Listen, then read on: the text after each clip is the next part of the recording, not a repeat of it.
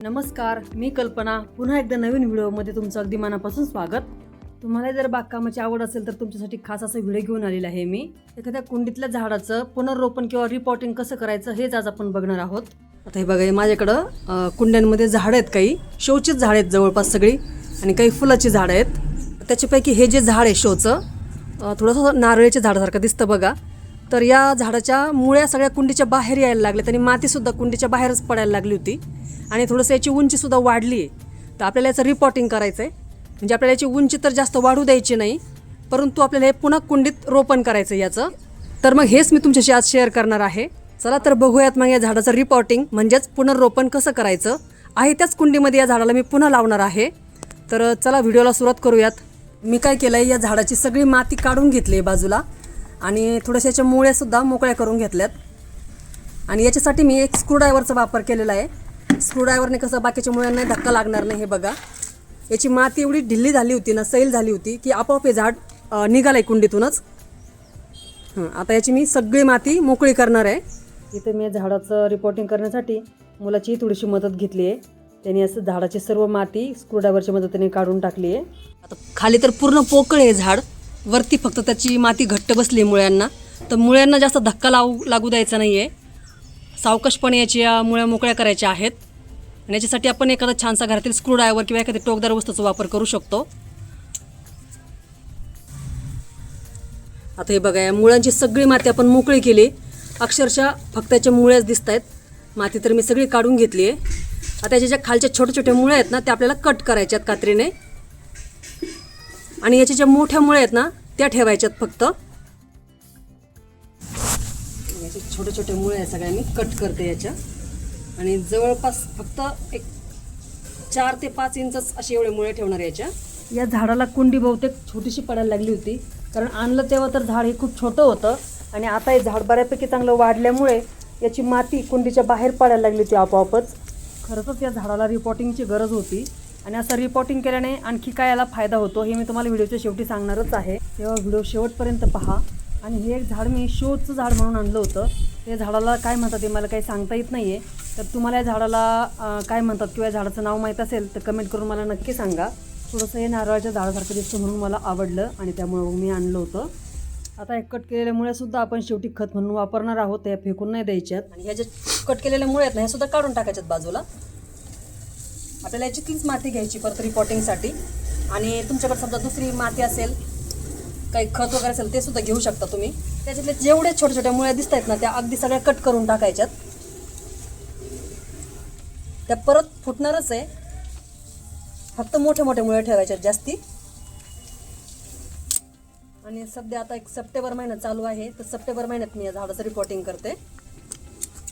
म्हणजे आता पावसाळ्याचे दिवस आहेत, तर ही कुंडी थोडीशी रोपल्यानंतर पावसात ठेवली तरी पण ही पुन्हा छान रोपणारच आहे.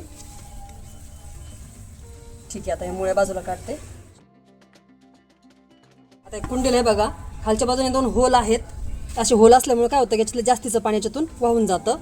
तर कुंडीच्या तळाशी आपल्याला होलवर असे विटांचे तुकडे किंवा खापराचे तुकडे ठेवायचे. आणि हे अशी नारळाच्या शेंड्या असतात ना, हे सुद्धा ठेवायच्यात. याने काय होतं की थोडंसं पाणी धरून पण राहतं आणि जास्तीचं पाणी एक्स्ट्रा वाहून पण जातं याने, किंवा आपली माती याच्यातून वाहून जात नाही. आता याच कुंडीतली माती मी याच्यामध्ये भरते परत. याच्यामध्ये तुम्ही नवीन माती तयार करून सुद्धा भरू शकता, खत वगैरे टाकून. आता अर्धी कुंडी तर भरली मी याच्यामध्ये. तर त्याच्यात आपल्याला झाड पुन्हा रिपॉटिंग करायचं आहे. हे बघा, थोडीशी माती काढून घेऊ याच्यातली. झाडाचा बुंदा अगदीच कुंडीच्या वरती राहणार नाही, याप्रमाणे कुंडीमध्ये माती भरायची आहे. आता अर्ध्यापेक्षा कमी याच्यामध्ये माती भरली आहे मी. आता याच्यात झाड लावून घ्यायचं. हे असं व्यवस्थित सरळ ठेवायचं आहे आणि राहिलेली माती याच्यामध्ये टाकून घ्यायची आहे.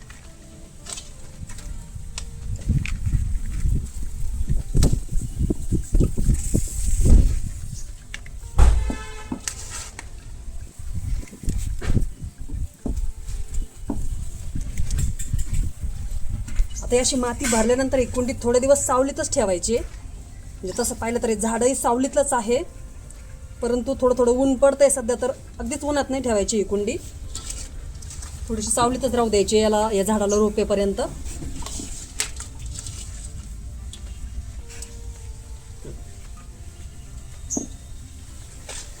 बघा हे मुळ्यांची माती, तुकड्यांची माती सुद्धा आहे, म्हणजे समजा मुळ्यांचे तुकडे झालेत ना, ही माती सुद्धा आपण याच्यात वापरणार आहे. त्याचं एक खत होऊन जाईल आपोआप याच्याबरोबरच. ओके. आता हे झाडाचं रोपण झाल्यानंतर म्हणजेच रिपोर्टिंग झाल्यानंतर हे कसं रोपलं आहे हे सुद्धा तुम्हाला मी थोड्या दिवसांनी दाखवेलच, एखाद्या शॉर्ट व्हिडिओमध्ये दाखवेल. ओके. तर अशा पद्धतीने आपण या झाडाचं रिपोर्टिंग केलेलं आहे. जास्त रिपोर्टिंग केल्यामुळे काय होतं की झाड जास्ती वाढत नाही आणि आपल्याला हव्या तेवढ्याच उंचीमध्ये झाड कुंडीमध्ये राहतं. अशा या झाडांना शक्यतो मी डोक्या इतकी उंच झालेली झाडंही पाहिलेली आहेत किंवा त्याच्यापेक्षा जास्त उंचीची झाडं झालेली पाहिली आहेत. परंतु मला ही कुंडीतच ठेवायचं होतं आणि झाडाची उंची मला ठराविकच पाहिजे होती, त्यामुळे मग मी असं झाडाचं रिपोर्टिंग केलं आहे. वर्षातून एकदा तरी तुम्ही झाडाचं असं रिपोर्टिंग करू शकता, त्यामुळे बरीच वर्ष हे झाड तुम्हाला हव्या त्या उंचीमध्येच राहू शकतं. आता कोणी म्हणतील की याचं वरतूनच कटिंग केलं तर तुम्हाला हव्या त्या उंचीचं झाड राहू शकेल, परंतु या झाडाची मुळांची माती अक्षरशः कुंडीच्या बाहेर आली होती आणि ह्या झाडाचं समजा झाडांचं कटिंग करायला जीवावर येतं, कारण याची पानं खूप सुंदर असतात. त्यामुळे मग दोन्ही कारणामुळं मी या झाडाचं रिपोर्टिंग केलं. आता बघा जवळपास 10-12 दिवसानंतर मी हा व्हिडिओ शूट करते आहे आणि आपण हे झाडं पूर्ण रोपवलेलं होतं, कुंडीमध्ये लावलेलं होतं. त्याची पानं बघा काही सुकलेत खालच्या बाजूची, ती पानं आपण कट करून टाकणार आहोत. इथे थोडंसं झाड पिवळं झालेलं दिसतंय, तर आणखीन एक 10-15 दिवस लागतील हे झाड नवीन रोपायला. तर 10-15 दिवसांनी किंवा एक 8-10 दिवसांनी तुम्हाला याचा पुन्हा व्हिडिओ मी दाखवेन. तर आता मी याची पानं कट करून टाकते. बघा अशी पिवळी झालेली पानं आहेत ना, कट करून टाकायची आहे. धारदार कात्री घ्यायची त्यासाठी. माझ्याकडे ही कपडे कट करण्याची कात्री आहे आणि मी ही अशी झाडं कटिंगसाठीच तिचा वापर करते. आणि असं हे कटिंग करताना अगदी जपून करायचं आहे, जास्त झाडाला जोर द्यायचं नाही, म्हणजे झाड जास्त हललं नाही पाहिजे मातीमधून. हे बघा हे पान तर आपोआप गळून पडलंय. बघा तर पुन्हा 8-10 दिवसानंतर दाखवते की हे झाड कशा प्रकारे रोपलेलं आहे. खूप छान पद्धतीने रुजलंय. आता जवळपास 1-2 महिने होत आले त्या झाडाला आणि अजूनही हे छान हिरवगार आहे, बघू शकता. खूप छान पद्धतीने हिरवगार दिसतंय. जवळपास 2 ते 2.5 महिने झालेत आणि सध्या नोव्हेंबरचा महिना सुरू झाला आहे. अशा पद्धतीने तुम्ही झाडांची उंची तुम्हाला कमी ठेवायची असेल तर कोणत्याही झाडाचं रिपोर्टिंग करू शकता. फक्त ते अगदी काळजीपूर्वक करायचे. थोडीशी त्याची अगोदर माहिती घ्यायची. त्याची माहिती तुम्ही यूट्यूबवरही घेऊ शकता. झाडांविषयी ज्या काही माहिती असतात, कसं रिपोर्टिंग करायचं, त्याला खत कोणतं द्यायचं, सावलीत ठेवायचं की उन्हात ठेवायचं. आता जसं मी या झाडाचं रिपोर्टिंग केलं तेव्हापासून याला मी सावलीतच ठेवलेलं आहे. तसंही हे झाड सावलीतलंच आहे, परंतु याला 1-2 दिवस मी थोडंसं उन्हातही ठेवत असते पाणी वगैरे दिल्यानंतर. चला तर मग तुम्हाला आजचा हा व्हिडिओ आवडला असेल तर व्हिडिओला लाईक करा आणि हा व्हिडिओ जास्तीत जास्त शेअर करा. आणि हा व्हिडिओ तुम्ही कोणत्या शहरातून पाहता तेही मला सांगा, म्हणजे मला कळेल की माझे व्हिडिओ किती दूरपर्यंत पोहोचत आहेत. आणि चॅनलवर जर तुम्ही नवीनच असाल तर चॅनलला सबस्क्राईब करा, कारण सबस्क्राईब करणं अगदी फुकट आहे. चला तर मग भेटूया अशा एका छानशा व्हिडिओमध्ये. तोपर्यंत खुश रहा, मस्त रहा. धन्यवाद.